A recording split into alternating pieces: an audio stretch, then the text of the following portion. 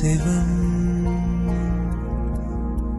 அதிகம் பேசும் அடியார்க்கெல்லாம் சிவமே அன்பாகும். நாத்திகம் பேசும் நல்லவருக்கோ அன்பே சிவமாகும். அன்பே சிவம் அன்பே சிவம் என்போம், அன்பே சிவம் அன்பே சிவம் என்போம், அன்பே சிவம் அன்பே சிவம் என்போம், அன்பே சிவம் அன்பே சிவம் என்போம்.